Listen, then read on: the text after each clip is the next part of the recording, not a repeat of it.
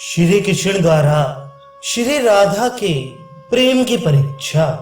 श्री नारद जी कहते हैं, मिथिलेश्वर, तदनंतर रात व्यतीत होने पर माया से नारी का रूप धारण करने वाले श्री हरि श्री राधा का दुख शांत करने के लिए वृषभानु भवन में गए। उन्हें आया देखकर श्री राधा उठकर बड़े हर्ष के साथ भीतर निवाले गईं और आसन देकर विधि विधान के साथ उनका पूजन किया।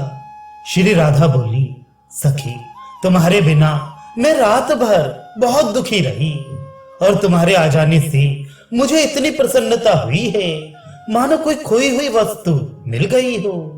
जैसे कुपथ्य सेवन से पहले तो सुख मालूम होता है किंतु पीछे दुख भोगना पड़ता है, इसी तरह सत्संग से भी पहले सुख होता है और फिर पीछे वियोग का दुख उठाना पड़ता है।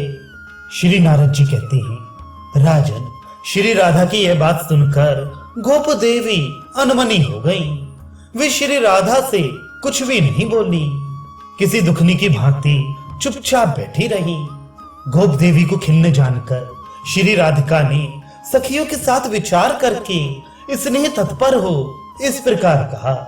श्री राधा बोली, गोप देवी, तुम अनमनी क्यों हो गई?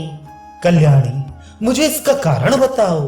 माता, पति, ननद अथवा सास ने कुपित होकर तुम्हें फटकारा तो नहीं है?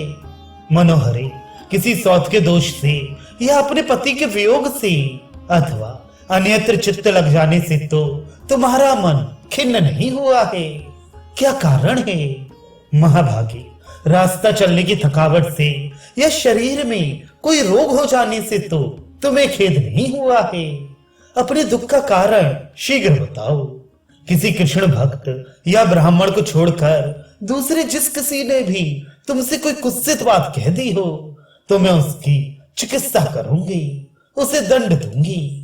यदि तुम्हारी इच्छा हो तो हाथी, घोड़े आदि वाहन, नाना प्रकार के रत्न, वस्त्र, धन और विचित्र भवन मुझसे ग्रहण करो। धन देकर शरीर की रक्षा करे, शरीर का भी उत्सर्ग करके लाज की रक्षा करे तथा मित्र के कार्य की सिद्धि के लिए तन, धन और लज्जा को भी अर्पित कर दे। धन देकर निरंतर प्राणों की रक्षा करे। जो बिना किसी कारण या कामना के निश्चल भाव से मित्रता का निर्वाह करता है वही मनुष्य परम धन्य है।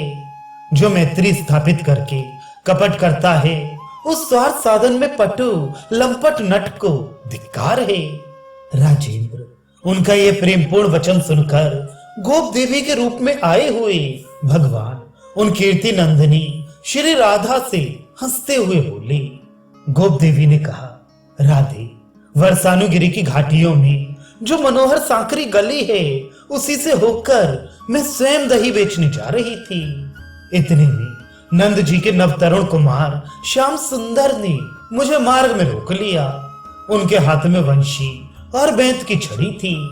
उन रसिक शेखर ने लज्जा को तिलांजलि दे तुरंत मेरा हाथ पकड़ लिया और जोर जोर से हंसते हुए उस एकांत वन में वे इस प्रकार कहने लगे, सुंदरी, मैं कर लेने वाला हूं, अतः तू मुझे कर के रूप में दही का दान दे। मैंने कहा, चलो हटो, अपने आप कर लेने वाले बने हुए तुम जैसे गोरस लंपट को मैं कदापि दान नहीं दूंगी। मेरे इतना कहते ही उन्होंने सिर पर से दही का मटका उतार लिया और उसे फोड़ डाला। मटका फोड़कर थोड़ी सी दही पीकर मेरी चादर उतार ली और नंदीश्वर गिरी की ईशान कोण वाली दिशा की ओर वे चल दिए। इससे मैं बहुत अनमनी हो रही हूँ। जात का ग्वाला, काला कलूटा रंग, न धनवान, न वीर, न सुशील और न स्वरूप सुशीले ऐसे पुरुष के प्रति तुमने प्रेम किया, ये ठीक नहीं। मैं कहती हूँ तुम आज से शीघ्र ही उस निर्मोही कृष्ण को मन से निकाल दो, उसे सर्वथा त्याग दो। इस प्रकार वैर भाव से युक्त कठोर वचन सुनकर वृषभानु नंदिनी श्री राधा को बड़ा विस्मय हुआ। वे वाक्य और पदों के प्रयोग के संबंध में सरस्वती के चरणों का स्मरण करती हुई उनसे बोली। श्री राधा ने कहा, सखी, जिनकी प्राप्ति के लिए ब्रह्मा और शिव आदि देवता अपनी उत्कृष्ट योग रीति से पंचाग्नि सेवन पूर्वक तप करते हैं। दत्तात्रेय, शुक, कपिल, आसुरी और अंगिरा आदि भी जिनके चरणार विंदों के मकरंद और पराग का सादर स्पर्श करते हैं, उन्हें अजन्मा परिपूर्ण देवता, लीलावतार धारी, सर्वजन दुखारी, भूतल भूरे भार हरणकारी तथा सत्पुरुषों के कल्याण के लिए यहाँ प्रकट हुए आदि पुरुष श्री कृष्ण की निंदा कैसी करती हो? तुम तो बड़ी ढीठ जान पड़ती हो। ग्वाले सदा गौओं का पालन करते हैं, गोरज के गंगा में नहाते हैं, उसका स्पर्श करते हैं तथा गौओं के उत्तम नामों का जप करते हैं। इतना ही नहीं, उन्हें दिन रात गौओं के सुंदर मुख का दर्शन होता है। मेरी समझ में तो इस भूतल पर गोप जाति से बढ़कर दूसरी कोई जाति ही नहीं है। तुम उसे काला कलूटा बताती हो, किंतु उन श्याम सुंदर श्री कृष्ण की श्याम विवाह से विलसित सुंदर कला का दर्शन करके उन्हीं में मन लग जाने के कारण भगवान नीलकंठ औरों के सुंदर मुख को छोड़कर जटाजूट, हलाहल वेश, भस्म, कपाल और सर्प धारण किए उस काले कलूटे के लिए ही पागलों की भांति व्रज में दौड़ते फिरते हैं। स्वर्गलोक, सिद्ध, मुनि, यक्ष और मरुद गणों के पालक तथा समस्त नरों, किन्नरों और नागों के स्वामी भी निरंतर भक्ति भाव से जिनके चरणार विंदों में प्रणिपात करके उत्कृष्ट लक्ष्मी एवं ऐश्वर्य को पाकर निश्चय ही उन्हें कर समर्पित किया करते हैं, उनको तुम निर्धन कहती हो। वत्सासुर, अघासुर, कालिय नाग, बकासुर, यमलार्जुन वृक्ष, तृणावर्त, शक्टासुर और पूतना आदि का वध संभवतः तुम्हारी दृष्टि से उनकी वीरता का परिचायक नहीं है। मेरा भी ऐसा ही मत है। उन मुरारी के लिए क्या यश देने वाला हो सकता है, जो कोटि कोटि ब्रह्मांड समूहों के एकमात्र सृष्टा और संहारक है।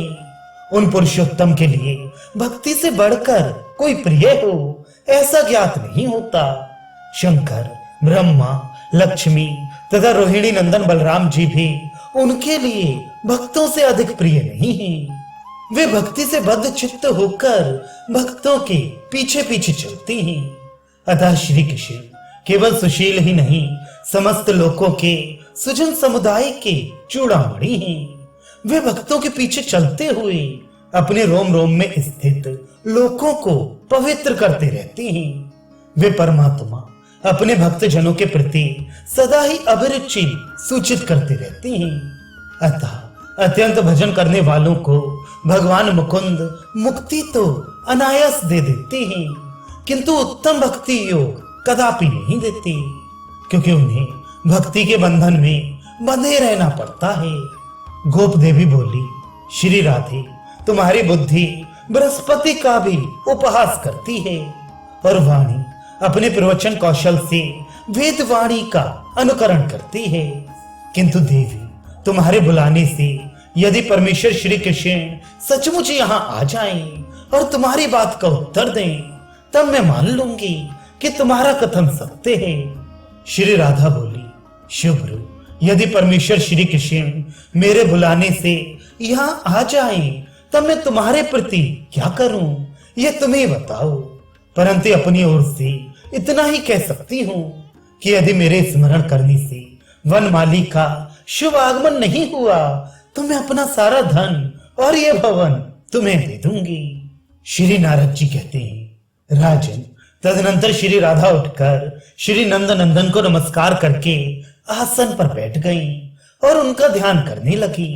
उस समय उनके नेत्र ध्यानरत होने के कारण निश्चल हो गए थे। श्री हरि ने देखा, प्रियतमा श्री राधा मेरे दर्शन के लिए उत्कंठित है। इनके अंग अंग में स्वेद हो आया है और ये मुख पर आंसुओं की धारा बह चली है। ये देख अपना पुरुष रूप धारण करके भक्त वत्सल श्री कृष्ण सखियों के देखते देखते सहसा वहां प्रकट हो गए और प्रसन्न चित्त हो घन गर्जन के समान गंभीर वाणी में श्री राधा से बोली। श्री कृष्ण ने कहा, रंभोरु, चंद्रवदनी, वृष सुंदरी शिरोमणि, नूतन यौवन शालिनी, मानशीले प्रिय राधे, तुमने अपनी मधुर वाणी से मुझे बुलाया है, इसलिए मैं तुरंत यहाँ आ गया हूँ। अब आंख खोलकर मुझको देखो। लल ने, प्रियतम कृष्ण आओ, ये वाक्य यहाँ से प्रकट हुआ और मैंने सुना। फिर उसी क्षण अपने गोकुल और गोवृंद को छोड़कर वंशी वट और यमुना के तट पे वेग पूर्वक दौड़ता हुआ तुम्हारी प्रसन्नता के लिए यहाँ आ पहुंचा हूँ। मेरे आते ही कोई सखी रूपधारिणी यक्षी, आसुरी, देवांगना अथवा किन्नरी, जो कोई भी मायावनी तुम्हें छलने के लिए यहाँ आई थी, यहाँ से चल दी। अतः तुम्हें ऐसी नागिन पर विश्वास ही नहीं करना चाहिए। श्री नारद जी कहती ही तदनंतर श्री राधा श्री हरि को देखकर उनके चरण कमलों में प्रणत हो परमानंद में निमग्न हो गई। उसका मनोरथ तत्काल पूर्ण हो गया। श्री कृष्ण चंद्र के ऐसे अद्भुत चरित्रों का जो भक्ति भाव से श्रवण करता है, वह मनुष्य कृतार्थ हो जाता है।